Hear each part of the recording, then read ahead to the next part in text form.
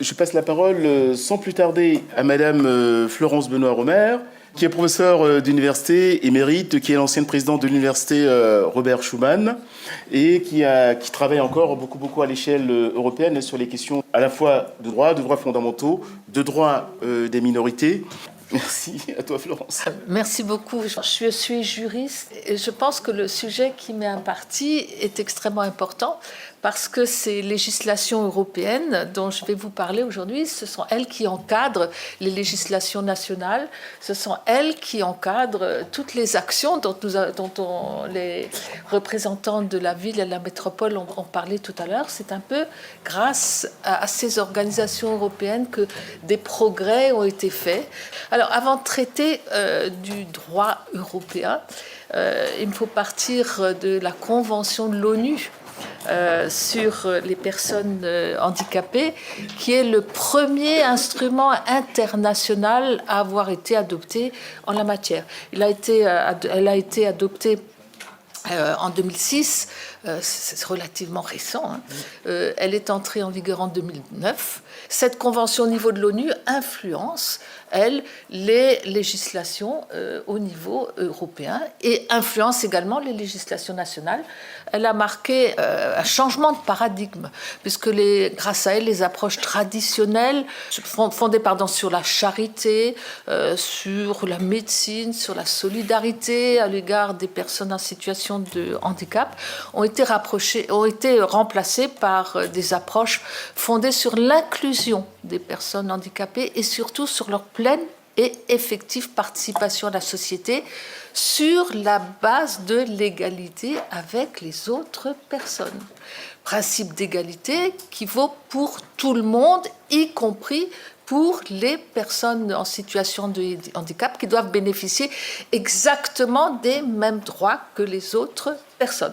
Ça, c'est un point essentiel marqué par cette convention onusienne sur les droits des personnes handicapées. Puis la deuxième raison pour laquelle je voudrais insister sur cette convention onusienne, c'est que cette convention, elle a été signée par tous les États du Conseil de l'Europe et ratifiée par la plupart d'entre eux. Alors le Conseil de l'Europe, je le rappelle parce qu'il y a souvent beaucoup de confusion dans les esprits entre le Conseil de l'Europe et l'Union européenne. Ce sont deux organisations différentes. Et le Conseil de l'Europe, qui a été créé au lendemain de la Deuxième Guerre mondiale, a une vocation essentiellement politique. Elle vise en Europe, sur le continent européen, à promouvoir la paix, à promouvoir les droits de l'homme, la démocratie et l'état de droit. Et tous les États du Conseil de l'Europe ont signé cette convention. La plupart d'entre eux l'ont ratifiée. Et donc, cette convention, elle va inspirer les travaux du Conseil de l'Europe. Le Conseil de l'Europe qui comprend aujourd'hui 46 États membres depuis que la Russie en a été exclue en 2022, dépendant. Mais mieux encore, l'Union européenne, en tant qu'organisation européenne, a elle-même ratifié cette convention onusienne. C'est dire que non seulement les États membres de l'Union européenne doivent respecter la convention onusienne, mais également l'Union européenne dans toutes les mesures qu'elle prend, qu'il s'agisse de directives, qu'il s'agisse de règlements, qu'il s'agisse de mesures prises par les États membres mettant en œuvre le droit de l'Union européenne. C'est dire l'importance de cette convention onusienne qui encadre le droit européen. Alors, quelles sont les normes qui valent pour les personnes en situation de handicap ? Eh bien, il y a deux conventions qui me semblent essentielles, comme par exemple le droit à la vie, l'interdiction des traitements inhumains et dégradants, c'est important, l'interdiction du travail forcé, le respect de la vie privée et familiale, le droit à un procès équitable, la liberté d'expression, etc., etc. Et la Cour européenne a développé une jurisprudence particulièrement abondante en matière de protection des personnes handicapées. Lorsque la Cour constate qu'un État viole un des droits garantis par la Convention européenne des droits de l'homme, eh bien, elle accorde des dommages et intérêts à la victime, mais aussi l'État est obligé de prendre toutes les mesures nécessaires pour éviter que la même violation se répète. J'ai pris 3 exemples. C'est d'abord un arrêt de la Cour européenne des droits de l'homme qui concerne les universités, un arrêt contre la Turquie.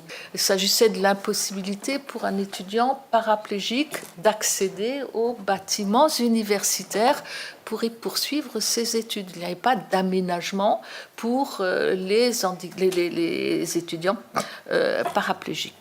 Eh bien, la Cour européenne des droits de l'homme a jugé que l'absence d'aménagements architecturaux constitue une discrimination à l'égard de cet étudiant handicapé, combinée avec une violation du droit à l'instruction qui est aussi garantie par la Convention européenne des droits de l'homme. Et elle précise bien pourquoi, dans la mesure où cet étudiant handicapé ne pouvait pas continuer à jouir de son droit à l'éducation sur un pied d'égalité avec les autres étudiants. Deuxième exemple concerne la Hongrie, concerne la participation politique des personnes en situation de handicap. C'est des troubles psychiatriques qui avaient été diagnostiqués chez une personne. Et conformément au code civil hongrois, c'est la Hongrie qui est ici condamnée, cette personne fut placée sous un régime de tutelle partielle conformément au code civil hongrois, ce qui l'empêchait de participer aux élections. Les droits de vote ici qui étaient concernés parce qu'elle était déficiente mentale, eh bien, elle ne pouvait pas participer aux élections. Et la Cour européenne des droits de l'homme a considéré que le retrait systématique des droits de vote des personnes placées sous tutelle partielle, sans évaluation judiciaire personnalisée sur le seul fondement de leur handicap, constituait une restriction incompatible avec le droit de vote qui est garanti par la Convention européenne des droits de l'homme. Là encore, c'est important. L'arrêt va obliger la Hongrie à prendre des mesures pour faire en sorte que les déficients mentaux sous un régime de tutelle partielle puissent avoir l'occasion de voter. Et puis, encore un arrêt qui concerne la France, et qui est relatif à un détenu paraplégique qui purgeait, je crois, à la prison de Fresnes, une peine de 10 ans de prison. Il était autonome, mais ne pouvait se déplacer qu'en fauteuil roulant. Et il se plaignait de quoi? Des conditions inadaptées à son handicap en prison, en raison pour lui de l'impossibilité pour lui de circuler dans la prison.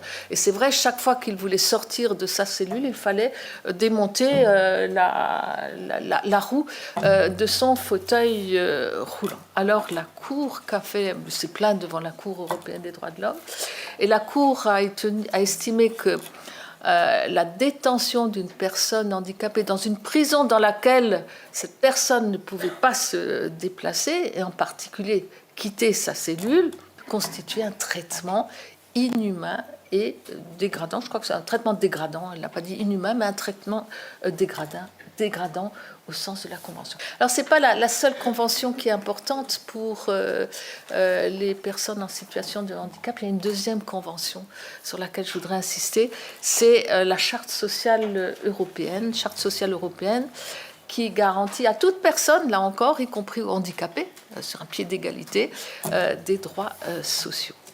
Quels sont ces droits sociaux qui sont garantis par cette charte sociale? Ce sont les droits de l'homme de tous les jours, liés à l'emploi, liés au logement, liés à la santé, liés à l'éducation ou encore à la protection sociale, aux services sociaux. Une charte sociale qui est extrêmement importante en Europe, qui est considérée, d'ailleurs même dans le cadre de l'Union européenne, comme la constitution sociale de l'Europe.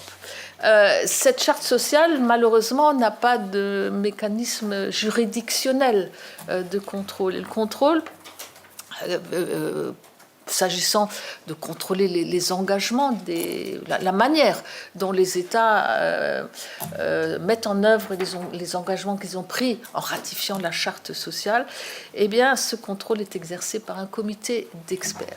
Mais ce qui est peut-être ici intéressant à noter, c'est qu'une décision du Comité européen des droits sociaux, que vous connaissez peut-être déjà, qui a été publiée le 17 avril 2023, donc qui est vraiment une décision tout à fait intéressante et récente, qui a été introduite par 2 associations. Là aussi, le rôle des associations est fondamental, notamment dans le cadre de la charte sociale, parce que les associations peuvent faire des réclamations collectives devant le fameux comité d'experts que l'on appelle le Comité européen des droits sociaux. Donc 2 associations, le Forum européen des personnes handicapées et une autre association appelée Inclusion en Europe. Une réclamation contre la France et cette décision du Comité européen des droits sociaux est extrêmement critique à l'égard de la politique française en matière de protection des personnes handicapées. J'en étais moi-même étonnée. Je pensais que nous étions assez en avance sur la matière. Et en fait, à lire cette décision du Comité européen des droits sociaux, nous sommes relativement, ou même très en retard. Et ce comité européen des droits sociaux a conclu à la violation par la France d'un article de la charte sociale qui vise à la protection des personnes en situation de handicap. Que critique le Comité européen des droits sociaux en France? Eh bien, le Comité européen des droits sociaux, donc 2023, estime que les autorités françaises n'ont pas adopté de mesures efficaces dans un délai raisonnable en ce qui concerne l'accessibilité aux bâtiments, installations, logements et transports publics. Je parle sous votre contrôle, puisque... Alors, il n'y a pas que ça. Ça, ce serait c'est un des points essentiels. Les autorités françaises n'ont pas non plus adopté une politique coordonnée d'intégration sociale et de participation à la vie de la communauté. À cela, il y a une liste, la liste est longue, s'ajoute le fait qu'elles n'ont pas pris de mesures efficaces en temps utile pour remédier aux problèmes persistants de longue date liés à l'inclusion des enfants et adolescents handicapés dans les écoles ordinaires. C'est juste? C'est tout à fait juste. Elles n'ont pas... Je cite encore le Comité européen des droits sociaux. Elles n'ont pas adopté de mesures efficaces dans un délai raisonnable pour remédier aux problèmes persistants d'accès aux services de santé des personnes handicapées. Et enfin, la France est également critiquée car la pénurie de services de soutien et le manque d'accessibilité des bâtiments, des installations et des transports font que de nombreuses familles vivent dans des conditions précaires en violation de l'article 16 de la charte sociale. Voilà, ça c'est une décision extrêmement critique de la législation française. Et à vrai dire, c'est même une décision stratégique du Conseil de l'Europe, puisqu'on est toujours au Conseil de l'Europe. La charte sociale, c'est une convention du Conseil de l'Europe. Décision stratégique de ce fameux Comité européen des droits sociaux qui est en charge de suivre la manière dont les États membres du Conseil de l'Europe mettent en œuvre cette charte sociale.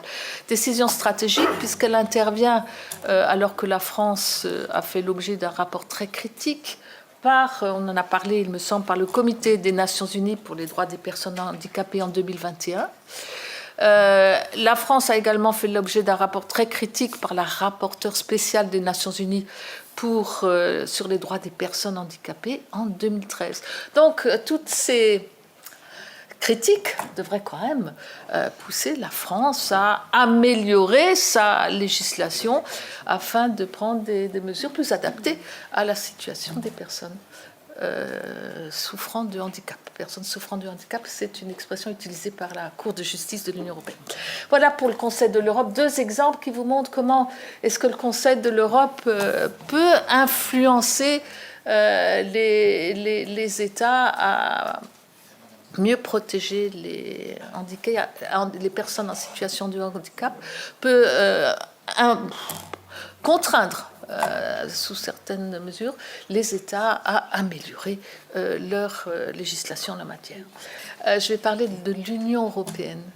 Ne pas confondre l'Union européenne et le Conseil de l'Europe. L'Union européenne a des moyens de pression beaucoup plus importants sur les États membres dans la mesure où l'Union européenne a un budget qu'elle peut distribuer aux États qui respectent les valeurs qui font de l'Union européenne.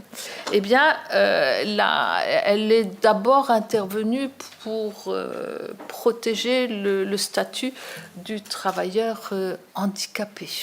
Elle l'a fait d'ailleurs au même titre que protéger toutes les personnes atteintes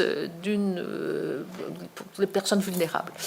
Il y a une directive qui a été adoptée dans le cadre de l'Union européenne en 2000 qui porte création d'un cadre général en faveur de l'égalité de traitement en matière d'emploi et de travail et qui protège les travailleurs contre toute forme de discrimination et notamment les discriminations fondées sur le handicap. Ce qui est intéressant, c'est que cette directive, elle insiste plus particulièrement sur la situation des personnes handicapées, en imposant aux États membres de prévoir pour celles-ci des aménagements raisonnables, de manière à ce qu'elles puissent accéder à un emploi, qu'elles puissent exercer un emploi où y progresser, ou qu'une formation leur soit dispensée.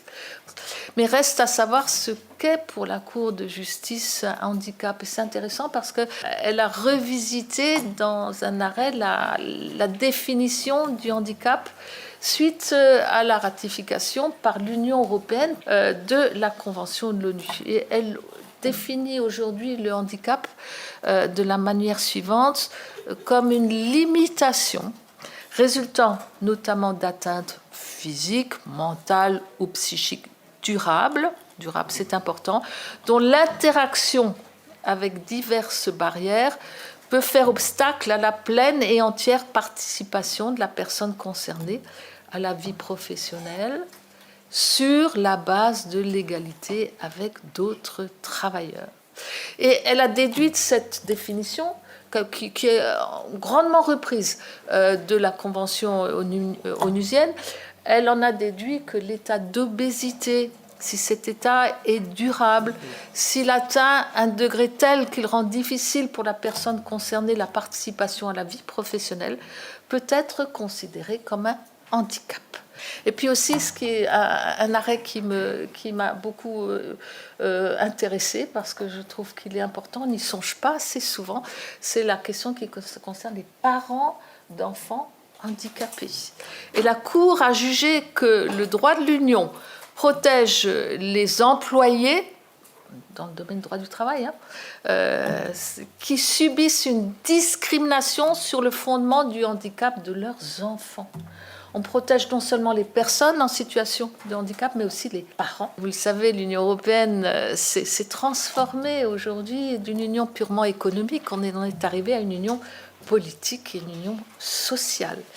Et elle s'est dotée de ce qu'on appelle une charte des droits fondamentaux de l'Union européenne. Alors, on trouve dans cette charte des droits fondamentaux de l'Union européenne une disposition spécifique selon laquelle l'Union respecte le droit des personnes handicapées à bénéficier des mesures visant à assurer leur autonomie, leur intégration sociale et professionnelle et leur participation à la vie, à la communauté.